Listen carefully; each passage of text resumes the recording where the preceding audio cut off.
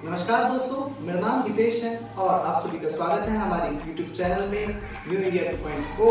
हमारे चैनल को सब्सक्राइब करें, वीडियो को लाइक करें और बेल आइकन दबाना ना भूलें। तो दोस्तों, जैसा कि हम सभी को पता है 2024 में विधानसभा चुनाव आ रहे हैं और आज हम जानने वाले हैं कि पिछले 8 सालों में नरेंद्र मोदी जी की बीजेपी सरकार ने ऐसा क्या किया है जिसके कारण हमें उन्हें वोट देना चाहिए या नहीं देना चाहिए। तो आइए चलिए शुरू करें।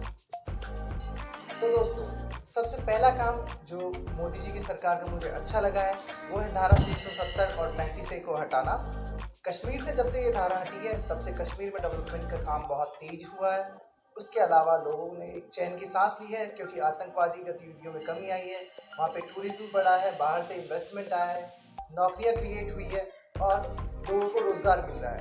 तो ये चीज़ मुझे मोदी जी की सरकार की बहुत अच्छी लगी है और मैं इसे अप्रिशिएट करता हूँ। दोस्तों, दूसरी चीज़ जो है वो है गवर्नमेंट के सर्जिकल स्ट्राइक्स। तो हमारी आर्मी को कभी भी फुल पोटेंशियल पे यूज़ नहीं किया गया। इसी का नतीजा रहा कि पाकिस्तान और चाइना बार बार हम पे अटैक करते रहे और हमें मुंह की खानी पड़ी। लेकिन इस गवर्नमेंट ने आर्मी को फ्री हैंड दिया और surgical strikes and Balakot air strikes के द्वारा पाकिस्तान को कड़ी चुनौती दी। करप्शन, तो 2014 से पहले देश में करप्शन का बोलबाला हुआ करता था।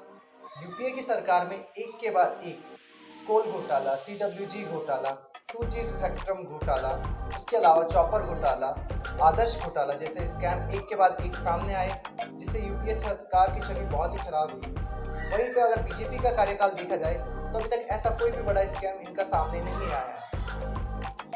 अगली हमारी योजना है दोस्तों उज्ज्वला योजना। इस योजना के अंदर गरीब परिवारों को ग्रामीण क्षेत्रों के अंदर मुफ्त गैस सिलेंडर दिया जाता है और इस योजना का लाभ अभी तक के आंकड़ों के अनुसार 3 करोड़ परिवार उठा चुके हैं। तो ये बहुत बड़ी बात है दोस्तों। हमारी माताएं बहनें ग्रामीण क्षेत्रों के अंदर चूल्हे पर लकड़ियाँ जला जलाकर परेशान होती थी, उनके लिए सरकार ने सोचा ये बहुत बड़ी। नेक्स्ट है PM किसान सम्मान निधि योजना। इस योजना के तहत हमारे किसान भाइयों को हर साल 6,000 रुपये 3 समान मासिक किस्तों 2-2 हज़ार रुपये के रूप में प्राप्त होते हैं और इस योजना का लाभ अभी तक 13 करोड़ से ज़्यादा किसान परिवार उठा चुके हैं। और दोस्तों, इसके जरिए सरकार ने जो है किसानों की बहुत अच्छी मदद की है। फाइनेंशियली डायरेक्ट उनके खातों में पैसा जा रहा है, ये बहुत बड़ी बात है। दोस्तों, अगला हमारा पॉइंट है भारत की मजबूत छवि को दुनिया के सामने रखना। तो PM मोदी और S जयशंकर के इन दोनों के जो बयान हैं वो हम सभी को मालूम है। चाहे यूरोप को आईना दिखाना हो या पाकिस्तान को आइसोलेट करना, ये काम इन दोनों की जोड़ी ने बखूबी किया है। ये मालूम होते हुए भी कि अमेरिका हम पर प्रतिबंध लगा सकता है। इंडिया ने रशिया से तेल खरीदा और अमेरिका को साफ साफ ये जवाब था कि हम किसी भी स्थिति में अपने देश के लोगों का ही पहले रखेंगे। अगली चीज़ जो मुझे इस सरकार की बहुत अच्छी लगी है वो है डिजिटलाइजेशन को प्रमोट करना। डिजिटल इंडिया के तहत गवर्नमेंट ने अपनी सारी वेबसाइट्स को रिवाइव किया है, अपग्रेड किया है, सरकारी और प्राइवेट सिस्टम्स के अंदर टेक्नोलॉजी को इंट्रोड्यूस किया है और बहुत अच्छे से यूटिलाइज किया है। Payments, banking sector, finance, health और एजुकेशन के अंदर इसका सीधा इम्पैक्ट हम लोग। दोस्तों, इंडिया को हमेशा ही एक सॉफ्ट स्टेट के रूप में देखा जाता रहा है, लेकिन ये जो अभी कदम इंडिया उठा रहा है इनके बदौलत इंडिया की छवि एक कंट्रोल्ड अग्रेसिव स्टेट के रूप में सामने आई है। दोस्तों, हमारी जो अगली योजना है मुझे नहीं लगता उस योजना ने जितना फायदा हमारे देश को पहुंचाया है और किसी योजना ने पहुंचाया होगा।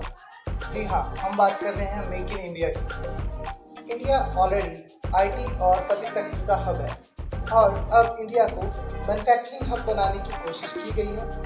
हमारे देश के अंदर मैन्युफैक्चरिंग को प्रमोट किया गया है। उसके लिए गवर्नमेंट द्वारा अलग अलग स्कीम्स और इंसेंटिव्स भी लॉन्च किए गए हैं। बाहरी निवेश को निमंत्रण दिया गया और इसके द्वारा हमारे देश में जॉब्स क्रिएट हुई, अनएम्प्लॉयमेंट कम हुआ और देश का डेवलप। हमारा इंपोर्ट कम हुआ है, एक्सपोर्ट बढ़ा है और हमारे देश की आत्मनिर्भरता बढ़ी है। मेक इन इंडिया का सीधा इम्पैक्ट हम लोग ऑटोमोबाइल, डिफेंस और रेलवेज के अंदर देख सकते हैं। दोस्तों, इंडिया हमेशा से ही एक शांतिप्रिय और सहनशील देश रहा है। हमने कभी किसी पर आगे से अटैक नहीं किया, लेकिन पाकिस्तान और चाइना बार बार हम पर आगे से अटैक करते रहे हैं और उनका जवाब ना देना ये हमारी पुरानी सरकारों की बहुत बड़ी भूल थी। इससे हमारी देश की छवि एक सॉफ्ट स्टेट के रूप में डेवलप हुई। लेकिन अगर आज के वक्त में बात की जाए तो इंडिया को एक कंट्रोल्ड अग्रेसिव स्टेट कहा जा सकता है। हमने ना सिर्फ इनके एक्शंस के द्वारा इन दोनों देशों को सबक सिखाया है, बल्कि हम लोगों ने टेक्नोलॉजी और हथियारों के बल पे भी आज दुनिया में अपना अलग मुकाम। पाकिस्तान के अंदर घुसकर सर्जिकल स्ट्राइक्स करना और एयर स्ट्राइक्स करना, ये सब करके हमारी आर्मी ने पाकिस्तान को उनकी औकात दिखा दी है। हमारी एयरफोर्स ने उनको उनकी औकात दिखा दी है। यही नहीं, एक समय हुआ करता था जब चाइनीज सैनिकों का हमारी बॉर्डर के अंदर घुस जाना बहुत ही आम बात हुआ करती, लेकिन अब हमने उसे भी कंट्रोल किया है।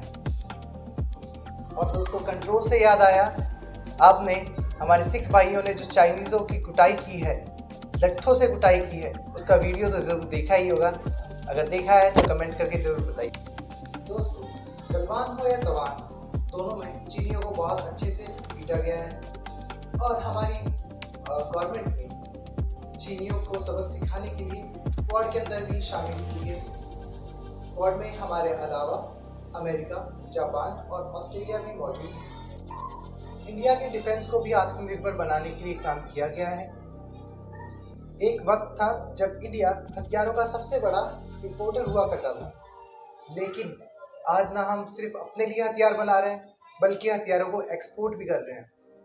मानता हूँ कि हमें आत्मनिर्भर होने में बहुत टाइम लग जाएगा अभी, लेकिन हमने शुरुआत तो की है, तो आगे भी बढ़ेंगे। दोस्तों, बढ़ते हैं हमारे आखिरी पॉइंट की तरफ। तो हाल ही में तुर्की में जो भूकंप आया है वो बहुत ही दुखद है। करोड़ों का इंफ्रास्ट्रक्चर तबाह हो गया, उसके अलावा हज़ारों लोगों की जान गई है। तुर्की और सीरिया के अंदर आए इस भूकंप में न जाने कितनों ने अपने परिजनों को खोया है, अपने परिवार को खोया है, अपने रिश्तेदारों को खोया है। तो ये बहुत ही दुख का समय है तुर्की के लिए।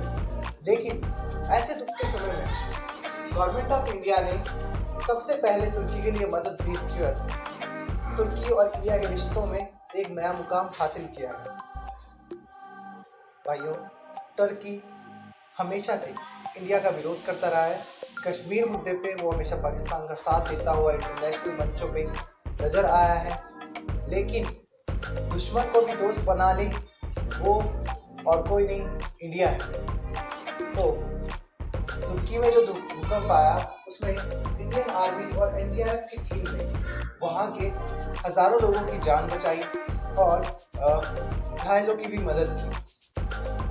ये नज़ारा ये था कि इंडियन आर्मी और एनडीआरएफ की टीमें जब टर्की से निकल रही थी इंडिया के लिए, तो लोगों ने तालियों की गड़गड़ाहट से उनको विदाई दी। कुछ लोग उनके सामने रोने लगे, कुछ लोग उन्हें गले लगाने लगे। ये हालत थी वहाँ पर। तो ये इंडिया और टर्की के संबंधों के बीच में एक मील का पत्थर साबित होने वाला क्षण है। तो दोस्तों, आज की वीडियो में बस इतना ही।